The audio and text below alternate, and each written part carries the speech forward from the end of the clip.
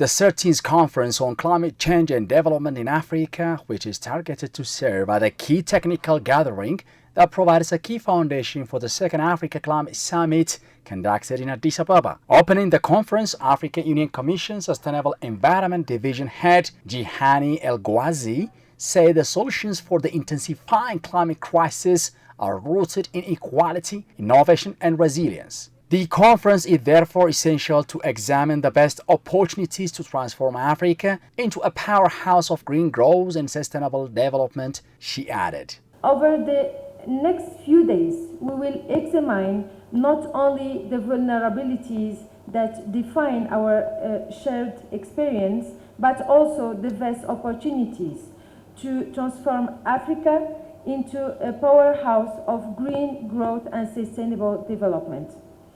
From scaling climate finance to building adaptive capacity to advancing homegrown research and technologies, this conference is a platform for bold ideas and a collaborative action. Let us be reminded, Africa is not a continent facing climate risk.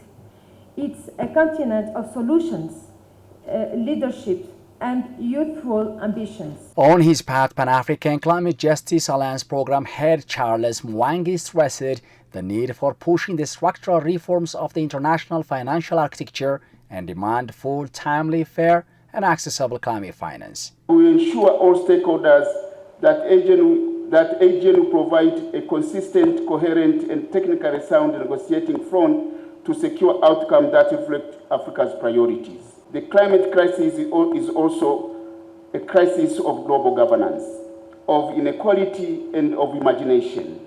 Africa is ready to lead with a new mindset, one that views our forests, our lakes, our minerals, our sun, our wind, and our youth not as problems but as the foundation of the global solutions. Together, let us move from rhetoric to realism, from commitments to consequences, and from marginalization to mobilization. Similarly, African Group of Negotiators Chair Richard Muyungi said LDCs in African countries must assure the full operationalization of the loss and damage fund with the global financial architectures reflecting Africa's sovereignty and common priorities. According to him, climate justice must be translated into jobs and access, food security, water security, and resilient infrastructure. As we walk from Addis Ababa to Belém, let us be clear about what Africa must demand. First and foremost, climate finance. Achieving Africa's climate goals by 2030 will require close to $3 trillion, and this we have repeated multiple times.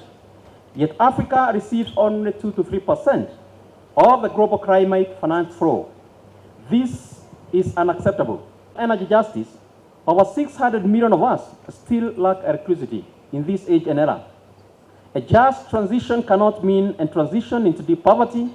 Africa must prioritize universal energy access and clean industrialization and fair labor conditions in new green economy. Africa must go to Belém, not as divided communities, not as divided nations, but united continent with one voice.